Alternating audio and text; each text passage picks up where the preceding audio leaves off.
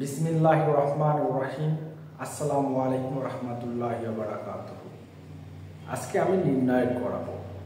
নির্ণয় করতে গেলে আমাদেরকে কতগুলো জিনিস মাথায় রাখতে হয়। নির্ণায়ক সমাধান করতে গেলে যে কোনো একটা সারি অথবা কলাম বরাবর আমাদের শূন্য আনতে হয়। তাহলে দেখো আমরা কিভাবে সমাধানটা করি। এখানে দেখো, তাহলে এই একটা নির্ণায়ক দেওয়া আছে। এই নির্ণয় থেকে এটা আমাকে প্রমাণ করতে হবে। এটা অনেক ইম্পর্টেন্ট অঙ্ক। তোমরা বইয়ে দেখলেই বুঝতে পারবা যে এই অঙ্কের পাশে কতগুলো সার দেওয়া আছে। তাহলে এটা খুবই ইম্পর্টেন্ট একটা অঙ্ক। দেখো, তাহলে আমাদের লক্ষ্যটা হচ্ছে এই নির্ণয়কে সমাধান করতে গেলে শূন্য আনতে হবে। তাহলে দেখো, এইটার সাথে যদি এটা বিয়োগ করি শূন্য, এইটার সাথে এটা বিয়োগ করলেও শূন্য, অথবা এইটার সাথে এটা বিয়োগ করলেও শূন্য, এইটার সাথে এটা বিয়োগ করলেও শূন্য হবে। তাহলে এই টাইপের অঙ্কগুলো আমরা যে কোনো এক পাশে করতে পারি। এইটা দিয়ে এটাও করতে পারি, এইটা দিয়ে এটাও করতে পারি। তাহলে আমি এইটা দিয়ে এইটা করব। তাহলে দেখো তো, এটাকে কি বলতেছি আমরা? C1, এটাকে C2, আর এটা হচ্ছে C3। তাহলে এই পাশে যদি আমরা বলি এটাকে সারি 1 নম্বর সারি R1, এটা হচ্ছে 1 নম্বর সারি R2, আর এটা হচ্ছে 3 নম্বর সারি। তাহলে এটা হচ্ছে 1 নম্বর কলাম C1, 1 নম্বর 2 নম্বর কলাম C2, 3 নম্বর কলাম C3। 1 নম্বর সারি, 2 নম্বর সারি, 3 নম্বর। আমি এইটার থেকে এটা বিয়োগ করব, এটার সাথে এটা বিয়োগ করব। তাহলে আমি প্রমাণগুলো ওইভাবেই দিব। C1 ড্যাশ, তাহলে C1 minus C2, C2 dash, তাহলে C2 মাইনাস C3। তাহলে দেখো তো কি বোঝা যাচ্ছে? C1 থেকে C2 বাদ দেওয়ার পর C ড্যাশের ফলাফলগুলো বসাবো, তার মানে এখানে বসাবো। তারপর C2 থেকে C3 বাদ দেওয়ার পর, C2 থেকে C3 বাদ দেওয়ার পর ফলাফলগুলো C2 ড্যাশে, মানে এটাকে এখানে বসাবো। তাহলে এখান থেকে দেখো আমি কিভাবে করতেছি। এইটার সাথে এইটা বিয়োগ, 1 থেকে 1 বাদ দিলে কি হয়? 0। এইটার সাথে এইটা বিয়োগ, এইটাও 0। তাহলে আমরা C3 কোনো কাজ করি নাই, তাহলে যা আছে তাই থাকবে এটা। তারপর দেখো, এইটার সাথে এইটা বিয়োগ, তাহলে 1 মাইনাস p। এইটার সাথে এইটা বিয়োগ, p মাইনাস p উপরে স্কয়ার, এখানে থাকবে শুধু p স্কয়ার। তারপর দেখো, এইটার সাথে এইটা বিয়োগ, তাহলে 1 মাইনাস p স্কয়ার। এখান থেকে এইটা বিয়োগ, p square minus p to the power 4, আর এখানে আছে p টু দি পাওয়ার 4। তাহলে আমার দেখো 1 নম্বর স্টেপটা শেষ।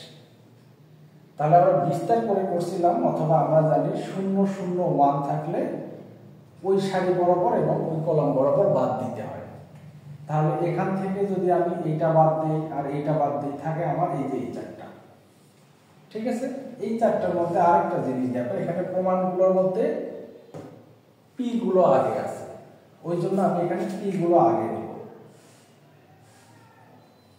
তাহলে এখানে যদি আমি মাইনাসটা কমন নেই, p মাইনাস 1, এখান থেকে আমি যদি মাইনাস p কমন নেই, তাহলে p মাইনাস 1। তাহলে এখানে দুইটা p ছিল, একটা কমন নিলাম, আগের থাকে একটা। এখান থেকে pটা কমন নেওয়া হয়েছে, মাইনাসও কমন নিয়েছে, ওই জন্য মাইনাস 1। এখান থেকে দেখো শুধু মাইনাস কমন নাও, তাহলে p স্কয়ার মাইনাস 1। এখান থেকে p square minus p square common, তাহলে এখানে থাকে p স্কয়ার মাইনাস 1। দেখো এই চারটা লিখলাম, এই যে এই চারটা। তারপর আমি যদি এখানে নিচ থেকে লিখি, আমি এখানে লিখতেছি, দেখো এই কলাম থেকে যদি আমি মাইনাস কমন নেই, আবার এই কলাম থেকেও মাইনাস কমন নেই, তাহলে দুইটা মাইনাস কমন হয়ে গেল প্লাস। আর একটা জিনিস দেখো, এখান থেকে p মাইনাস 1 কমন যায়, দেখো এখানে p মাইনাস 1, এখানে p মাইনাস 1। তাহলে p মাইনাস 1 যদি আমি কমন নেই, তারপর দেখো এখানে p স্কয়ার মাইনাস 1, এখানে p স্কয়ার মাইনাস 1, তাহলে এই দুটো থেকে আমরা p স্কয়ার মাইনাস 1 কমন নিতে পারি। তাহলে এখান থেকে যদি আমি কমন নেই, তাহলে কি থাকতেছে? দেখো এখানে থাকে হচ্ছে 1, এখানে থাকে শুধু কত? p, কারণ মাইনাস কমন নিয়েছি। তাহলে p স্কয়ার কমন নিলে 1, আর এখানে থাকে শুধু p স্কয়ার। ঠিক আছে, আশা করি তোমরা বুঝতে পারছো। তাহলে এখন দেখো, তাহলে এখানে থাকে p মাইনাস 1, আর এখানে p স্কয়ার মাইনাস 1। এখন কোনাকুনি গুণ করো, উপর থেকে গুণ করলে কত? প্লাস, নিচ থেকে উপর গুণ করলে কত? মাইনাস। তাহলে এখান থেকে আমি এটা দিয়ে এটা গুণ করলে পি স্কয়ার, এটা দিয়ে এটা গুণ করলে শুধু পি। এখন দেখো এখান থেকে কি কমন যায় বলো তো? তাহলে এখান থেকে আমি পি কমন নিতে পারি, তাহলে এটা যা আছে তাই থাকবে, পি স্কয়ার মাইনাস 1। আর এখান থেকে যদি আমি পি কমন নিই তাহলে এখান থেকে একটা পি আর এখান থেকে পি কমন নিলে মাইনাস 1। এই দুটো একই রকম না, দুইটা মিলে একটার উপর স্কয়ার দিলাম। তাহলে এখানে পিটা লিখি, দুইটা মিলে একটার উপর স্কয়ার, আর এখান থেকে শুধু পি স্কয়ার মাইনাস 1। তাহলে এইটা আর এটা একই হয়ে গেল, ঠিক আছে? তাহলে এটাকে যদি আমি লেফট সাইড ধরতাম তাহলে এটা হচ্ছে আমাদের রাইট সাইড, ঠিক আছে? আশা করি তোমরা বুঝতে পারছো। ধন্যবাদ, সবাইকে ভালো থাকো। আর তোমরা যদি এই রকম ভিডিও দেখতে চাও তাহলে অবশ্যই আমার চ্যানেলটাকে সাবস্ক্রাইব করো। আমার ইউটিউব চ্যানেল হচ্ছে দশমিক বিডি, আর ফেসবুক পেজের নাম হচ্ছে দশমিক শিক্ষা।